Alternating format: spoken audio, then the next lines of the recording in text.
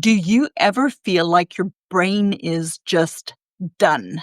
Like the endless decisions that you have to make when caregiving, what to cook, how to respond, when to step in, that all of these decisions are wearing you down. That is decision fatigue, and it is a real thing. But what if I told you that God has given us a way to navigate dementia caregiving without burnout and without decision fatigue? Let's talk about how to lighten this load while you are in your caregiving journey. Hey, Christian Care Companion. Welcome to Dementia Caregivers Support for Christians, the podcast where I teach Bible-believing Christians how to think differently about dementia caregiving. If you are a Christian spouse, the adult child, or a family member of a person living with dementia, and you want more clarity, less stress, and you want to provide better care, this podcast is for you. Here we will provide you with practical solutions, hope, and encouragement, and all through a biblical lens. Have you guys joined me for my free monthly workshop yet? These monthly workshops are my gift to you. This next one is coming up on March, and in this, we are going to look at 3 ways that you can make your journey easier. I guarantee you, you will leave feeling empowered. You will leave with the first best next step that you have for your caregiving journey. And it is in a wonderful new platform that is unlike anything else you've ever been in related to online course or online platform or online presentation, webinar. It is not at all like it. It is interactive. Like we can communicate during this workshop. So go ahead, register. The link is in the show notes. You can find it also at thinkdifferentdementia.com/WSL. And I really, really hope that you come. It's 2 hours. I promise you, you can register. You can sign up for the replay afterwards. And even the replay is interactive. I do them on a Saturday specifically because I know and recognize many family caregivers are still working. Did you know that the statistic says that about 35 hours a week or 60% of family caregivers still work over 30 hours a week? That's the actual statistic. That is why I give you this gift on a Saturday. If you haven't been to this workshop, we talk about 3 ways to make things easier for you as a family caregiver, specifically as a Christian family caregiver. So today's episode, I'm really excited about because this is something that I have personal experience with. And that is, what is the burden of dementia caregiving really? And what I finally concluded a week or 2 ago, precipitating this recording, is decision fatigue. Because I'm at a season in my life where I'm helping my mom through some medical things going on, and I have all of these decisions that I need to make. And I finally recognized I wasn't tired because of the physical act of helping. I'm having to drive to my mom and dad's house more frequently right now because of helping my mom. She's lost 30 pounds in a year and 10 pounds in a month and has a lot of medical things going on, additional tests, going back and forth to the doctor, all of the things, right? I'm a family caregiver just like you. And so I was reflecting on this in relation to some of my community members who I was listening to what they were expressing to me. And then it made me stop and think about, what is decision fatigue? Well, decision fatigue is literally mental exhaustion from making thousands of tiny, micro, constant decisions with and for yourself or other people. And it can cause relentless pressure. It's that feeling of it's never stopping. All of these decisions. And what it results in is mental fatigue, which contributes then to physical fatigue. Did you know that a typical person, you and I, under normal circumstances, make about 35,000 decisions each and every day? 35,000. We are not even aware that we are making all those decisions. But when you are a family caregiver and you're in this journey where you're going through something a little bit more acute, or it is right there and then, that is when we're actually making more decisions than a typical person. Several years ago, when my daughter was getting married, she and I had a little bit of friction, as is common with moms and daughters as daughters are getting married. And I just remember thinking to myself, I love her dearly. She's actually a partner in my business. I'm like, Suzette, just make the decision. And she couldn't make the decision. And I didn't want to make the decision. It wasn't my wedding, right? So decision fatigue is definitely something that I don't think we talk about enough related to caregiving. So what are some signs of decision fatigue? Well, the first one is irritability, right? Easily frustrated or annoyed over minor things. For example, what's for dinner? So I love my husband dearly, and he is extremely supportive of me and my parents and our journey right now. And he's always wanting to honor me and give me the opportunity to help make decisions. And for that, I'm extremely grateful. But what's been fascinating is I'm like, Louie, I don't want to decide what's for dinner. Just tell me what I'm going to eat. I don't want to make another decision. And so being irritable can be a sign of decision fatigue. A second sign of decision fatigue is making rushed and not measured or wise decisions, because we don't want to think about it. We don't want to make a decision, so we just kind of rush through it. And that can be dangerous if you're not making good and wise and solid decisions, because you're making so many decisions that you cannot actually think it through, right? And then the third sign that you might have decision fatigue is feeling like you're in a mental fog all the time, that you cannot concentrate, that you just feel foggy. You're tired all the time, even though, and this was the interesting thing for me, even though you're sleeping well. So you sleep the full night, but you wake up the next morning and you're still tired. You can't concentrate and you still feel foggy. Those can be signs of decision fatigue. So what are some practical, boots to the ground, nuts and bolts type of solutions to mental fatigue or decision fatigue? The first thing, and this is so important both for you as a family caregiver, but more importantly for the person that you are helping. And I contend this is one of the reasons why sometimes, and I'm not a proponent, I'm not saying that we should do this, and I will do everything in my ability to help people stay out of a facility. But this is sometimes one of the reasons why facility-based care works for certain people. It's because of this very practical solution, and that is routine. Routine is your friend. What do I mean by that? Well, I mean we go to bed the same time every day. We get up the same time every day. If you listen to one of my previous episodes over the last week or so, we had a episode 228 where I was talking to Irene because her routine with her husband got out of whack because he would go to bed and then she would stay up late because that was the only time she had to do other things, right? But what happens then, she's tired the next day, then she doesn't want to get him up, and then his routine is out of whack. Routine is your friend. If you are a family caregiver of somebody living with dementia, the more we can get into a routine and stick to that routine like glue, get up at the same time, eat at the same time, take your medicine at the same time, take your shower at the same time. Routine takes away a lot of the decisions you have to make on a day-to-day basis. The second practical solution is limit your choices.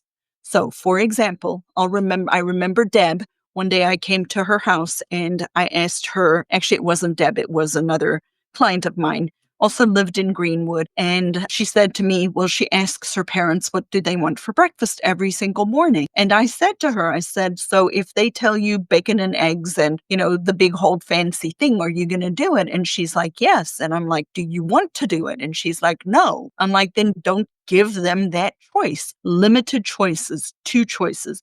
Do you want soup or do you want a sandwich? Only 2 choices, not a la carte. Not whatever's in the house. Not what do you want to eat. Not an open-ended question. Limited choices, 2 choices. The third practical solution, and this is something I say over and over and over again in these podcast episodes, is seek support. What does that look like? It could be a free Facebook group. It could be reaching out to the deacons at your church. It could be having a friend as a lifeline and saying, hey, I really need you to come sit with my mom so I can take a break, right? Seek and ask for support. People are willing to help you. They just don't know what to do. So I know it's a decision and we're talking about decision fatigue, but if you come up with the list ahead of time, then when you're tired and have decision fatigue, you can just implement the plan. So it's pre-planned, and actually this ties into our later point. You're pre-planning your support.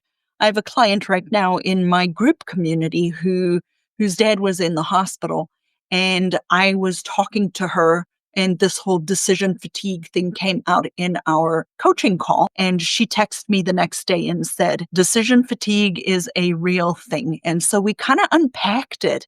And I said to her, I'm like, you have to get away this weekend. I said, you have to find somebody who can step in and give you a break, because she has been in the hospital with her dad and her mom the whole entire time. There's some siblings. So we actually set up a plan, and she is supposed to go away for the weekend so that she doesn't have to make a decision. Then that ties nicely into the fourth practical solution, which is prioritizing self-care. Yes, you are important too. No, you cannot do everything yourself. Yes, you need to plan ahead to prioritize your self-care. And if you haven't listened to the episode 229, which was just a couple of days ago, where we talked about what is the most important in dementia caregiving, saving time, effort, or money, I'd invite you to go listen to that episode, because it was a great episode for us to really look at what it is that we can and cannot do, and how should we approach this as a solution so you can prioritize your self-care. And then lastly, this is something that I found as I was researching for this specific podcast. The research shows, and it's ironic because I just actually read a book talking about this, but that solution-oriented problem solving is more effective than emotion-focused problem solving or emotion-focused looking for a solution. So what on earth do I mean about that? Well, one of my biggest pet peeves is, and please hear me carefully, I do not mean that Facebook groups are not valuable. It depends valuable. A free big dementia, Alzheimer's Facebook group can be valuable. However, it has to be curated carefully. If you go into a large Facebook group with 40, 50, 60,000. And guys, I have a free Facebook group. It's called Dementia Caregiver Support for Christians. I don't talk about it a lot, but you can find it on Facebook. But if you go into these huge, huge Facebook groups, and this is primarily one of the reasons I actually started my company called Think Different Dementia, because I saw these people going into these huge communities and being anonymous and doing what I call verbal vomit, like blah, everything negative to say about dementia, about caregiving, about their situation. Well, the research shows that when we do that, when we do not come at a problem from a solution-oriented perspective, but an emotional-only focused perspective. What we get when we do the emotional-focused perspective is actually exactly the opposite of what we want. We think we're getting support, but what actually ends up happening is the research shows that you will have more stress and you will feel more isolated. Whereas if you come into a community or a group, which I do have a group program, and this is single-handedly the thing I work at the most in that group program, is allowing people to express their emotions, but immediately pivoting and turning it into finding a solution to the problem. When you come to caregiving and dementia and decision fatigue from a solution-oriented perspective, you increase resilience and you increase control. So practical solutions.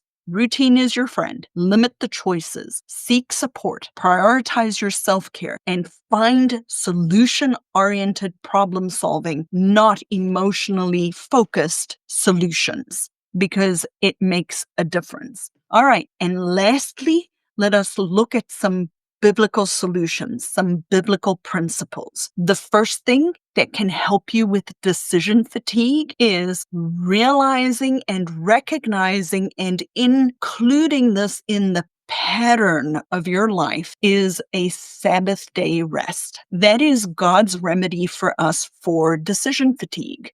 It should be a part of our routine to praise God, to attend worship, to stop the day-to-day on the Sabbath and rest, and recognize that God is still in control, even through our dementia caregiving journey. So if you are experiencing decision fatigue, I invite you to really reflect on, are you taking a Sabbath day rest in your journey? And what do you need to put in place in order for you to do that? So that's the first of the biblical principles for today. The second is live in the light of eternity. Right? Make faithful decisions, not perfect decisions. We are here, we are born, and we are created, and we are never dying souls now. And when you live through the light of eternity, some of these decisions that we make, that we feel like we need to make, these hundreds of decisions, they end up paling in comparison to eternity. So live in the light of eternity. And then lastly for today is delegating as a sign of stewardship. So we all know the story in the Bible of Jethro and Moses, where Jethro told Moses, what you are doing is not good. And that is when elders were chosen from the people and helped Moses to make decisions. That was the role for those men being selected, was to help take that decision fatigue, all of those decisions off of Moses by himself. Now, if you go back and listen to episode 227, which is also recent, we talked about how to prioritize in dementia caregiving, the 4D method to decrease or reduce stress.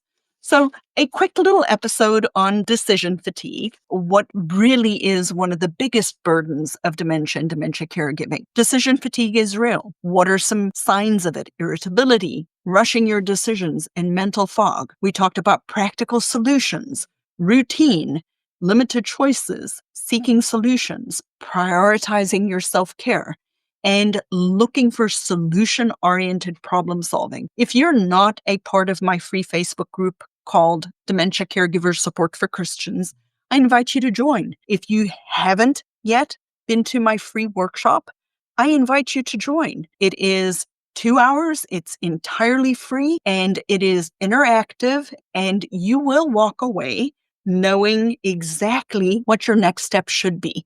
You'll have clarity about what dementia caregiving truly is, and it'll help you to frame and take away some of this decision fatigue. So I really hope you join me. The link is thinkdifferentdementia.com, and it's /WSL. Come join me, come hang out there.